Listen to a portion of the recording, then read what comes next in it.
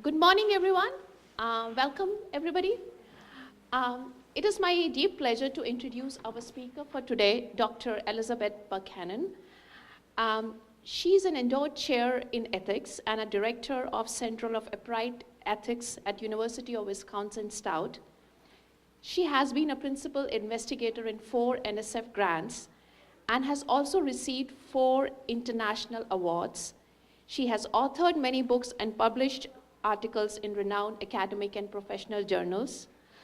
So please join me in warmly welcoming our speaker for today, Dr. Elizabeth Buchanan.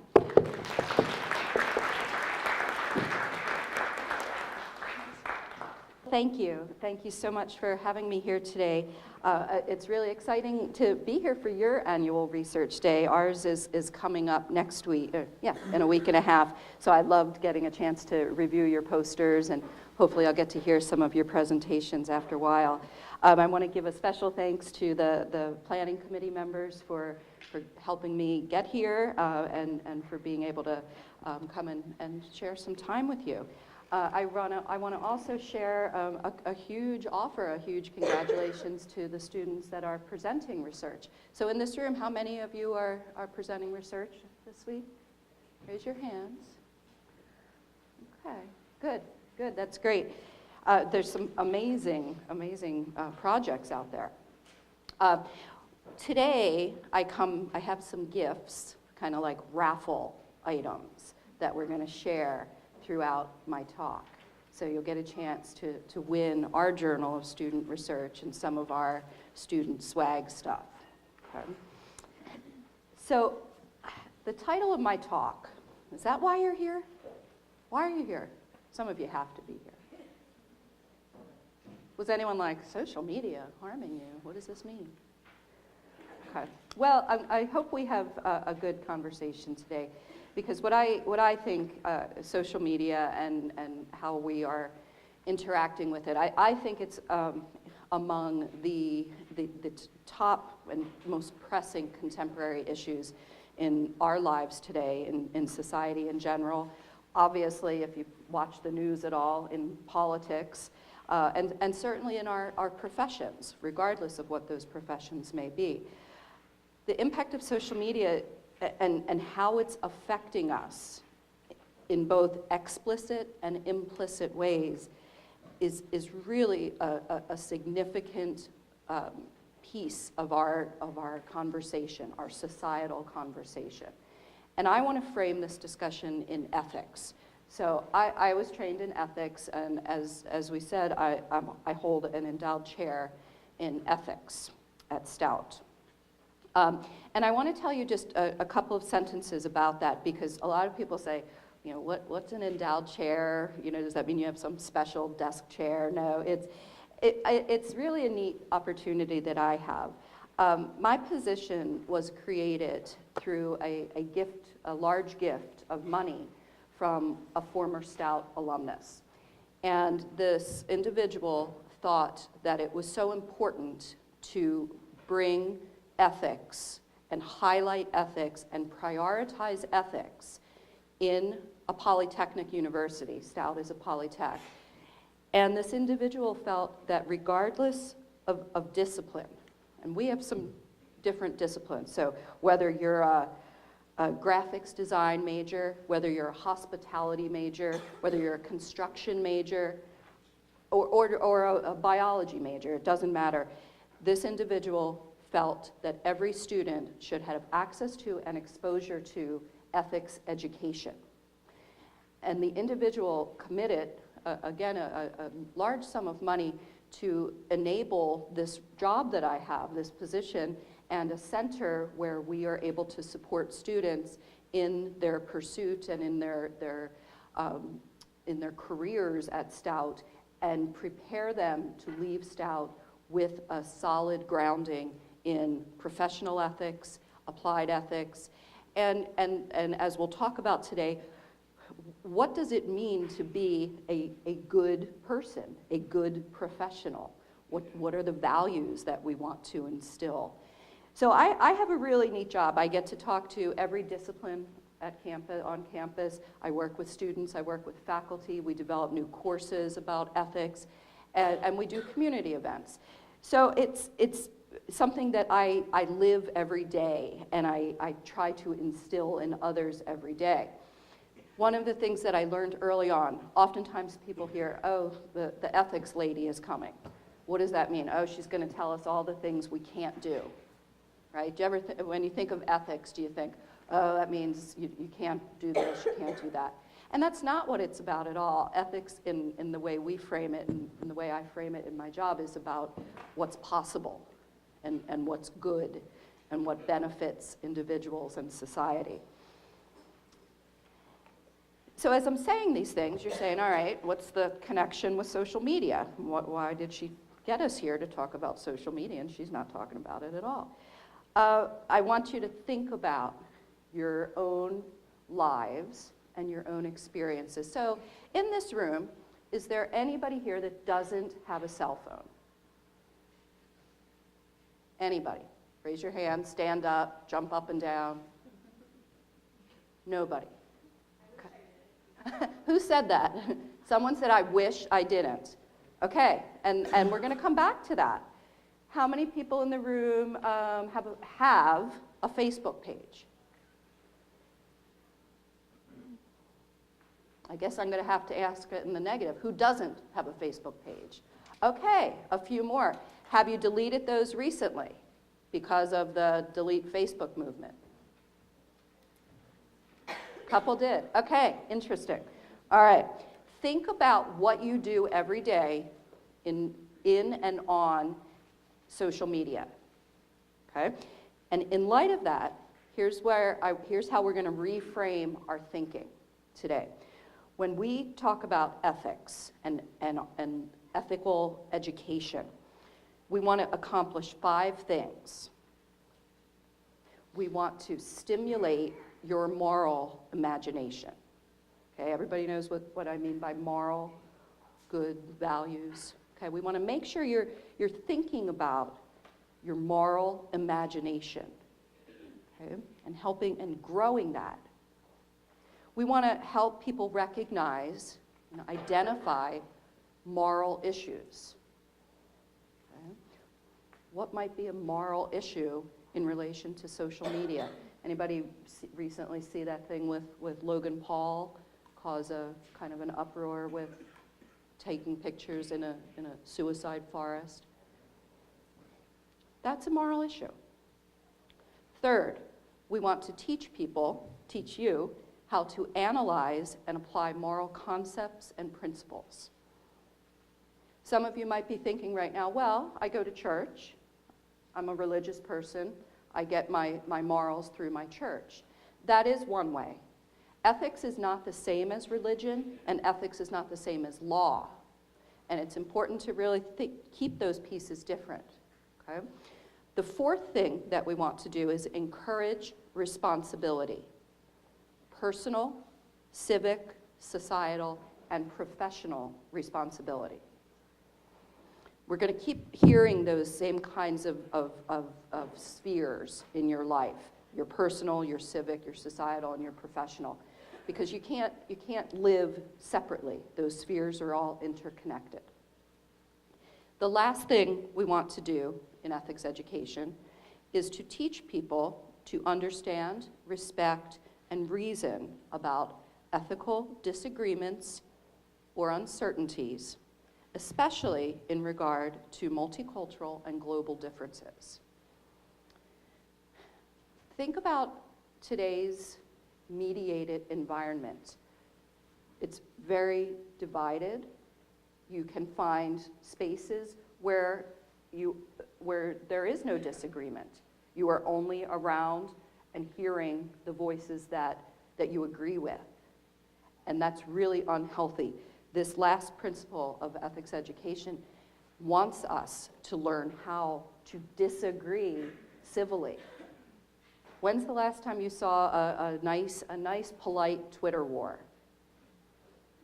Okay, probably not too long ago. So keep those frames, okay? Keep those 5 principles, pack them away for a few minutes. And now I want to kind of go the other way. Here's some recent headlines, news headlines, about the impact of social media on us. Social media is changing us, and not for the better. Has social media become a full-time job for teenage girls? And I have a teenage girl, and it has become a job for her. It's not just Logan Paul and YouTube. The moral compass of social media is broken. Facebook says it plans to transform their news feed to promote meaningful posts. I'm not quite sure what meaningful is, but meaningful. Investors push Apple to develop tools to respond to smartphone addiction. Would anybody in the room admit to being addicted to your phone? Yeah. Here's the brutal reality of online hate. Algorithms are great and all, but they can also ruin your life. Facebook admits social media can harm your mental health. Authorities ask if social media might be to blame for London murders. Last one, swipe right for drugs, how social media is fueling the opioid crisis. Okay, I didn't get to any Kardashian posts, we're not going to go there today, but think about the breadth and depth of those headlines that I read. They affect mental health, physical health, culture, politics, individual privacy, societal privacy. The values that guide us are being undermined in many, many ways. The title of this talk, remember what I said, it's called, Is Social Media Harming You? And I guess I want to hear a little bit from you. What is a harm? How could social media harm you? Has anyone been harmed by social media? Okay, let me give you some examples of what harms look like. In my world, in philosophical circles, we try to understand not just how an individual might be physically harmed, but we look at how someone might be reputationally harmed. Your reputation is damaged. I won't say a lot about this, but right now in the European Union, there are new privacy laws that allow individuals who have been harmed reputationally to get back their reputation. Things that had been posted about them that might have been lies or defamation or again, harmful in some way. Google, Facebook, Microsoft are now required to remove those postings. So people are taking back their reputation. Second type of harm, dignitary. What is your dignity worth? If someone, we've seen, again, unfortunately, too many examples where people post pictures of others in not so wonderful positions. There was the model whose life fundamentally changed after she posted that picture of an elderly woman in a gym locker room and said, "You can never unsee this." No, you can't ever unsee it, and yet now her life has changed because that was about this woman's dignity. She fundamentally affected this woman's life. Emotional. I think every day we see different types of emotional harms taking place. I look at, and I'm not being partisan, but I look at the way President Trump uses Twitter. And he uses it in a way to go after people with the naming. Now, I was taught way back in kindergarten, you don't call people names. Calling people names is a form of bullying. And yet we see it every day. And we're becoming desensitized to that kind of discourse, that kind of language. And we're accepting more and more that these emotional harms, oh, if you get upset by that, you're just a snowflake. That's not true. And finally, informational harms. We hear more and more Fake news. What is fake news? What do you believe? Who should you believe? What does someone put on your Facebook page or post? You know, what is the informational impact of your everyday life via social media? So let me ask you, and if you don't want to admit to any of these, it's fine. But would anyone say they've been bullied online? Okay. My hand will stay up for all of these because I've gone through all of these. Have you seen or witnessed someone else be bullied or experience violence or some kind of hateful discourse online?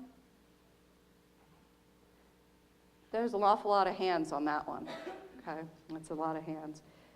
Has anyone in the room been the victim of a data breach? Or maybe you don't know, because not everybody gets told. Okay, a few hands went up on that one. Okay, so all of these are forms of these different types of harms that I just talked about. Okay, and if you individually or personally haven't been the victim or the recipient of some of these harms, you know someone who has. That's what the show of hands just said to me. All right, that's some context. There's the way we want to think about ethics. This is the reality of what's happening with social media. And here's where we are globally. By 2019, it is estimated that there will be around 2.77 billion social network users around the globe. And right now, we're at about 2.5 billion, 2.5 billion. Does anybody know what the global population is? Someone say it. 7 what? 7.8. All right, close enough. You win. Come get your prize. It's 7.6 right now, but you know, that's constantly changing. Constantly. The amount of time that people spend on social media is also constantly increasing. Teenagers, so you guys are how? I'm trying to see. What's the youngest age here? 18? 15? Ah, are there any 15-year-olds in the room? No? 60? Okay. So teenagers now spend up to 9 hours a day on social platforms, and 30% of all time spent online is now allocated or taking place in social media, with social media. Majority of that time, so 9 hours a day, would you say that's reasonable? You all think you're online, on your phone, at least 9 hours a day? Are you ever not online? No, you're not. The majority of the time we spend interfacing is through our mobile devices. So it's not surprising, it shouldn't be surprising, that every single person in this room has a cell phone. What does that do to you? It makes you always available. It makes you always responsive. It makes you always responsible to your peers, your colleagues, your parents, your friends, et cetera, et cetera. What this is changing, and this is huge. Think about as you move forward into your careers. Do you want your employers to have 24/7 access to you? No. My husband works for a tech company, and they use a internal communication system called Slack. And it's constant. And because his company is international, based people everywhere, someone is always on. And so they are constantly working. I don't think that's healthy. Does anybody turn their phone off at night? Ah, okay, good. Good. That's helpful. Is anyone willing to turn your phone off for the rest of this talk and put it up here on the stage? Put it up here on the stage. And then you can get a book. Not everybody, I didn't bring that many. I didn't think anyone would be willing to do it.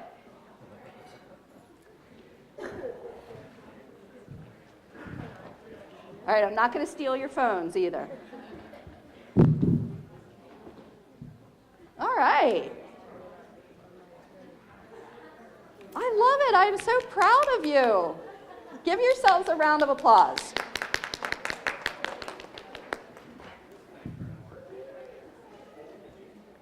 Awesome. What are you afraid you're going to miss? My kid's school might call. Okay, your kid's school might call. What else? Your boss might text you. Does your boss know you're at a professional development session? And should he or she be calling you while you're in that session? What are the boundaries? I'm not picking on anyone. My point is, when do you stop and reflect and think about not the latest Snapchat, not the latest Instagram, not the latest Twitter storm?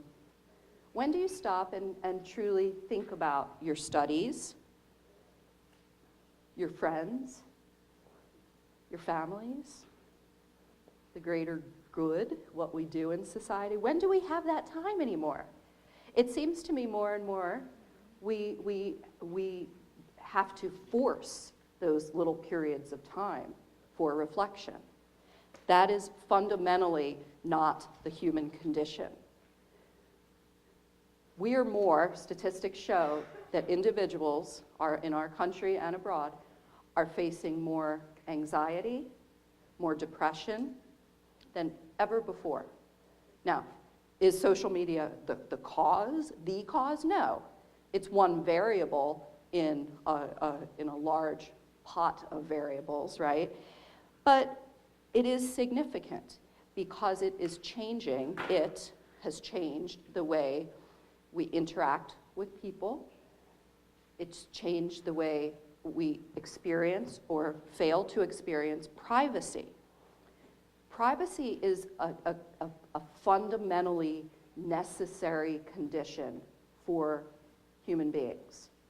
It truly is. When we talk about why do we need privacy, we can talk about it from cultural perspectives, biological perspectives. There is a need for us to have spheres of privacy. And more, we don't have those spheres. And that worries me.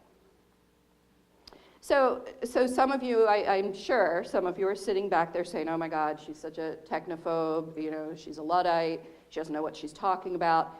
Again, I have 2 teenagers, so I hear that every day. They forget that I come out and talk about social media, but when I say, okay, enough, the eyes start rolling, Mom. And, so I struggle with this, personally as well as professionally. And what my kids forget, and, they're kids, I've been studying this work, this stuff, this internet, social media, and now big data stuff. I've been studying it since the mid-90s, so well before many of you were born, right? Like, this stuff didn't exist. You grew up with this, so you've probably been told that you're digital natives. And digital natives just think differently. Digital natives don't need privacy. Do you think that's true? I don't. I think just as every other teenager in history that's grown up, you need different kinds of privacy, but you still need it. What I've watched since I started studying this in this field is how increasingly more pervasive and invasive technologies have become. And technologies, yes, again, I'm not a Luddite. I have internet at home. I have running water at home. I'm not opposed to technology. My world, my scope as an ethicist that looks at this stuff is to think about how these technologies can promote good in our world, help people, promote the best for individuals, and certainly through technologies, including social media. We see in the health world, mobile health is a huge area. So people are getting help that they couldn't have if not for access to mobile technologies and mobile health. I always want to pull people back and say, what are the unintended consequences of technologies or the tools that we create? What I see right now, and I think the latest kind of disaster debacle with the Facebook data and Cambridge Analytica, has anyone paid attention to this story? Okay, a couple people. Well, you know, if you voted or if you were on Facebook during the last election, there's a strong likelihood that your data was packaged and sold to an analytics company, Cambridge Analytica. And those data may or may not have affected the election and the outcomes. So we're not just talking about, you know, small individual little things. We're talking about our democracy. We're talking about free and fair voting. You know, people gave their lives for the right to vote. And now all of a sudden some crazy data company is going to mess with our elections? That's crazy. That's crazy. That's an unintended consequence. Mark Zuckerberg admitted that himself. He said, if you had told me, you know, back when he was a college kid in Harvard, that the goofy tool to look at girls' pictures and share girls' pictures was going to end up affecting an election, he said, I can't believe it. No, I never thought that. But that's the pattern. We think we create something, and it's used in many different ways, but there's always going to be unintended consequences to those tools and those technologies. So what I'm stressing is, and I think this room is just like any other college that I speak to or group. You know, there's people that were willing to come up here and say, all right, I can do this. Is anybody getting nervous? Anybody getting a little anxious not having your phone? No? Anybody? No? You can come get it. Really? Is it up here? Oh, well, then why are you nervous? If you didn't put it up here, you have it in your hand. Just teasing you. So what I want to think about now is this obsession, okay? And some, as some of the research is referring to, this is an addiction. And as I alluded to earlier, it is changing our fundamental human relationships. That extends to our friendships and to our professional lives and to the ways in which we learn, the ways in which we experience each other. So what I think and what I try to instill in our students is what constitutes an ethical life?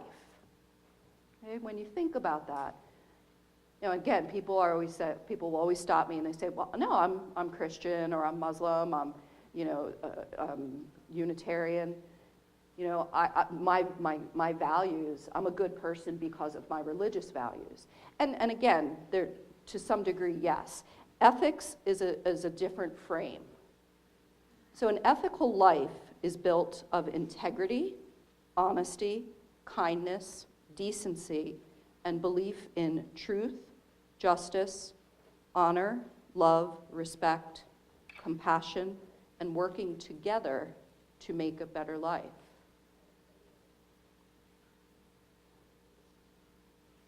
Those are virtues, those are values that I just talked about. Kindness, decency, trust, justice.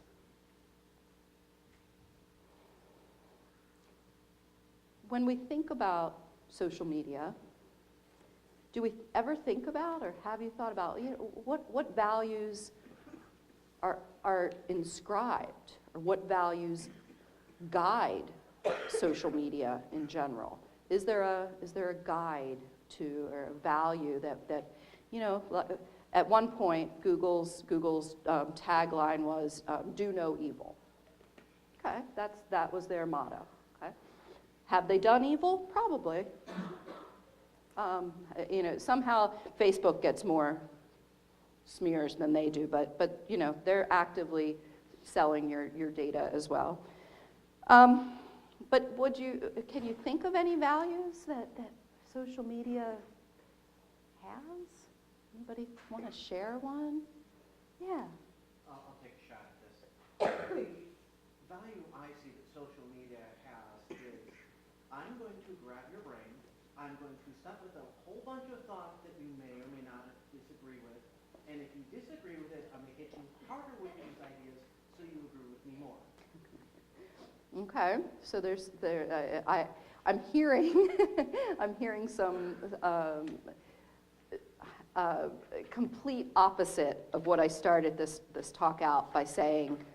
Teach people to understand, respect, and reason about disagreements. I'm hearing that social media almost pushes against that.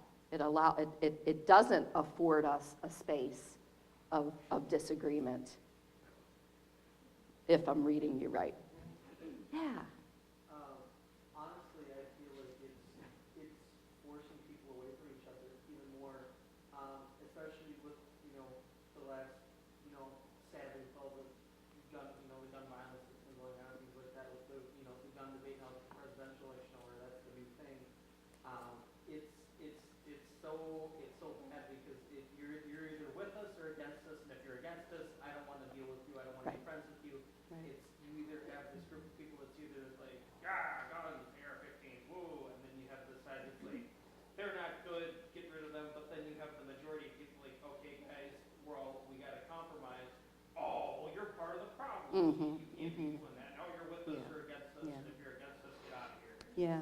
It's forcing people away from each other more than Yep. trying to get people to compromise.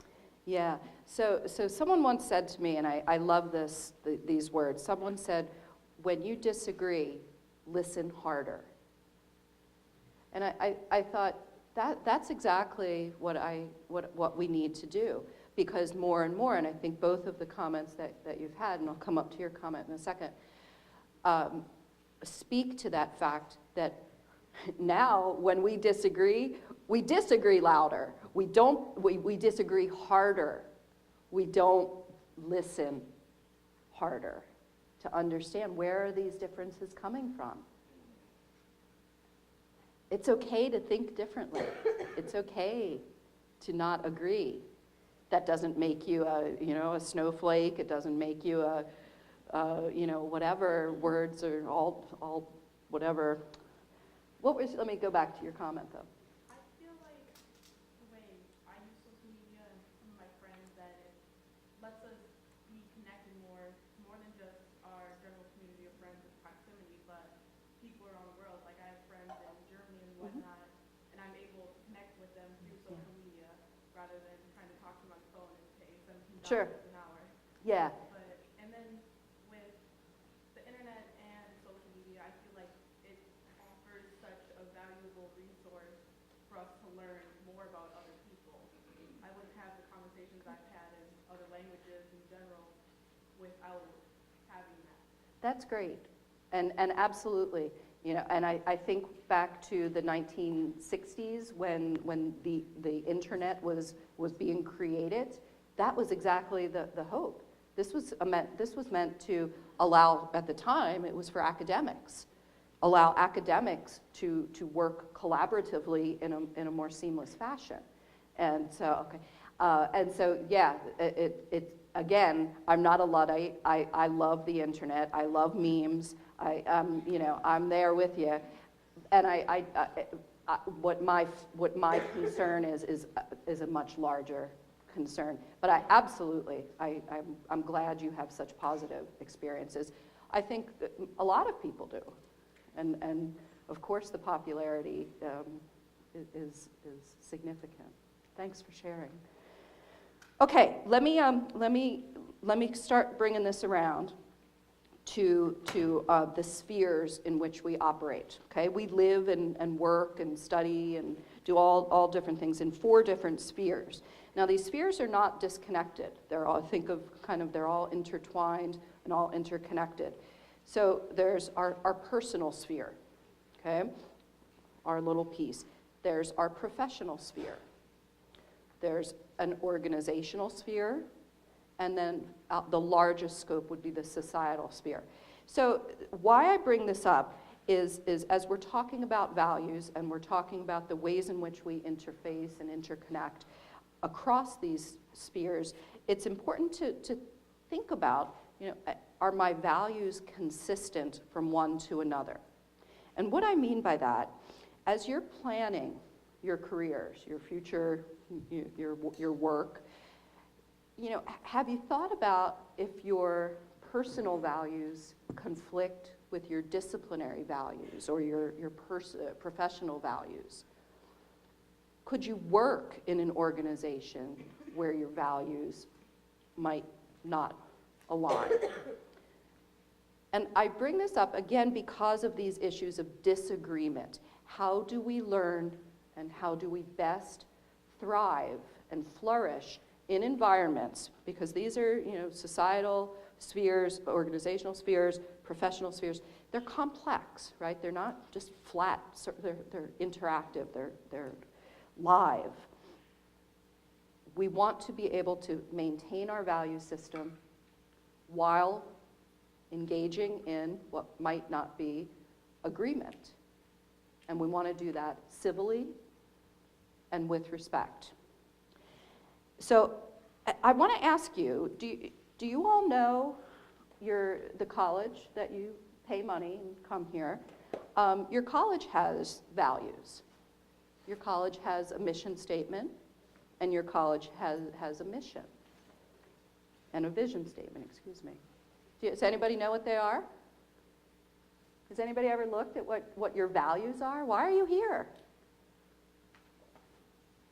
Well, you're not alone. Most of the time when I ask this question, people say, I'll say, why did you choose to come here? Or why did you choose to work in that environment? Well, I don't know. It was easy. I could get there. It was not that expensive. It was a good place. But you should also think about what this college means and what it stands for.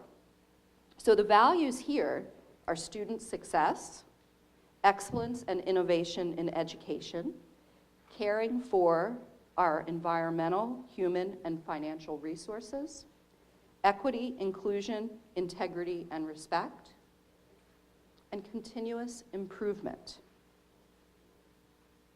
So there's some of the same words that I used when I was talking about an ethical life right there in your value statement. There are 2 things that I want to call out explicitly, and I'm going to start kind of bringing this around. So what? What do we do with all this? There are two areas that I've focused more and more on, and some of this is because of what I've watched with social media and with technologies in general. So the first one is civility. Anybody heard the word civility, how it might be used? In academia, and we've been seeing this more and more about having civility codes in academia, meaning like, okay, as university faculty, we can't behave well enough, so we need a document that tells us how to behave. That worries me. But anyway, civility. Civility is about more than being polite, although being polite is a start. Civility fosters a deep self-awareness, even as it is characterized by true respect for others. Civility requires the extremely hard work of staying present, even with those with whom we have deep-rooted and perhaps fierce disagreements. Civility is about constantly being open to hear, learn, teach, and to change. It seeks common ground as a beginning point for dialogue when differences occur, while at the same time it recognizes that differences are enriching. It is the patience, grace, and strength of character. So again, when you disagree, listen harder. And think about how can you actively do that when you're sitting around a table on your phone and everybody else is sitting around the table on their phone. Are you listening? Are you listening hard? Are you listening enough? The second that I want to call out is resilience. I'm really happy to see in grade schools, we're starting to see more resilience training. Kids are being exposed to this concept of resilience at earlier ages.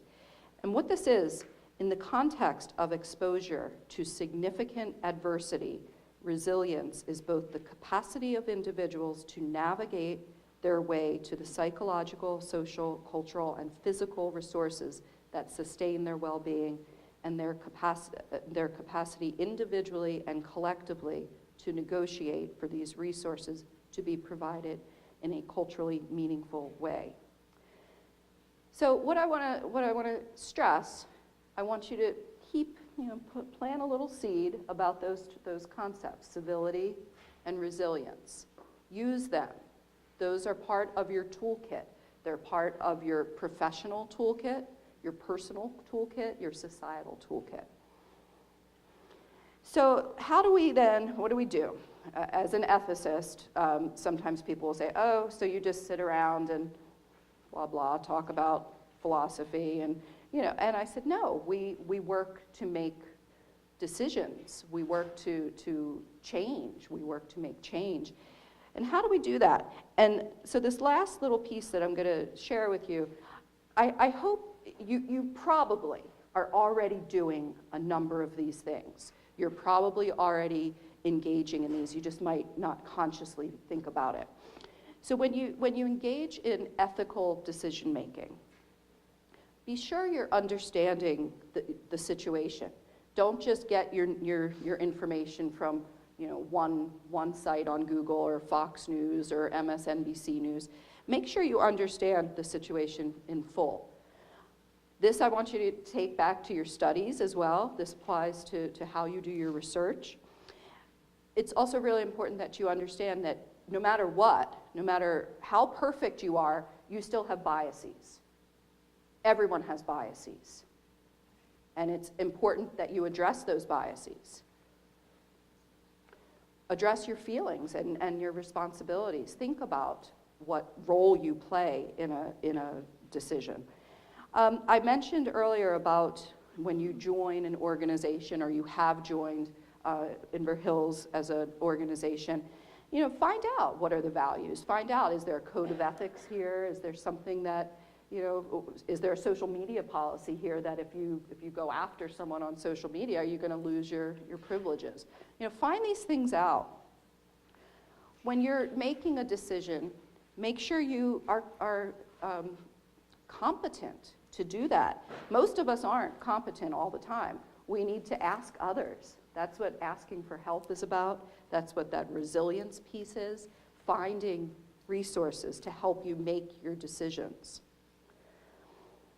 Always think about, okay, what if I do this? What if I don't do this?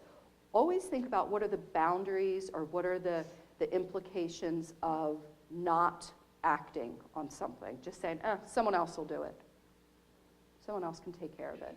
Think about what not acting could do. Always think about how comfortable are you disclosing your decisions. If you work with people or you go home at night and you said, oh, I had to fire 10 people today. How do you present that? Why did you have to fire them? What were the conditions surrounding that act? And why does it matter? And if you're kind of embarrassed about your decision, think about it a little more. Think about what that means.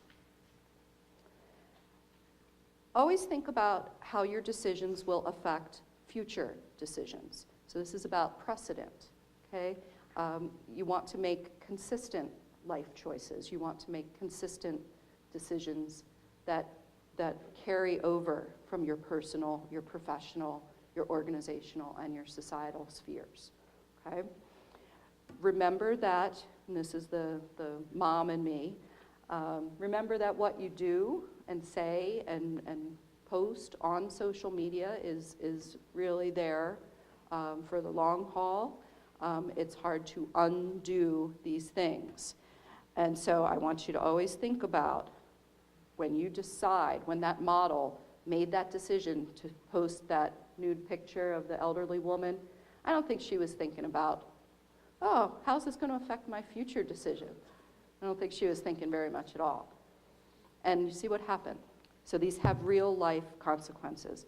So with that, let me just say, I want to, if there's any questions, thank you for sharing your morning with me. I'm not an old curmudgeon, I promise you that. I'm just someone that has spent a lot of time watching these trends. I just want you to live a happy, ethical, professional life. And with that, thank you for your time.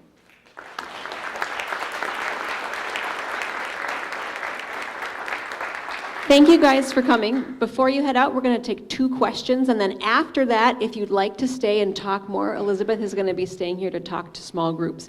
Additionally, I want you to know that from 11 to 12, there are 3 sessions in other rooms about, you can learn about different things about childhood epilepsy and whether to treat it with cannabis. Learn about transhumanism. You can learn about the the U.S. war on drugs, as well as lots of others. So take a look at your schedule, and hopefully you can get to one. 2 questions right here. Oh, and don't forget your phones if you did put them up here. You'll never forgive me. Okay, why can employers not hire you when you post personal things on Facebook? I'm sorry, can you say that again? Why can employers not hire you or look on your Facebook if you post certain things? Oh, that's a great question. If you didn't hear the question is it okay for a future employer to mine your social media to make a hiring decision? There is starting to be some case law around this, but right now it's pretty much up to the individual company what they want to look at and if they want to make decisions based on what they see. That worries me. I think you'll imagine it worries me because you're in a particular context when you post things, and that might not be conveyed clearly enough or truthfully enough. I think it's a very narrow approach. I think it's dangerous. I think it could lead to bias, prejudice. I think there's all kinds of things that could go wrong when that's used, at least in isolation. It worries me that that's becoming, or it has become, kind of the first stop at this point too. Like, so you'll apply for a job, and then the hiring authorities, that might be what they do first. They go looking for you on social media before they look at your transcripts or your experience, and that's not a good pattern. Thank you. One more question over here. Earlier, when you were talking about social media damaging, like about a year ago, I read an article that was talking about how the worldwide, the level of empathy is lowering and the level of narcissism is becoming higher, and they think that that's attributed to social media. What is your take on that? Yeah, I agree with that. I agree with that research. This stuff is hard. It's hard to get good causal research in this because a lot of it is more, it seems like, or it's a correlation, not a causation. I disagree with that. I think that if you spend enough time, and again, I'm using my N of 1, my daughter, my 13-year-old, who is constantly Snapchatting pictures, and I think it's absolutely leading to an increase in narcissism. I think our ability to empathize has decreased. Again, there are a number of variables with that, but I do think the lack of the human needs for this kind of interaction and engagement, the human need for privacy, all of those things I think are coming together to take a toll. And empathy, without empathy, we're screwed.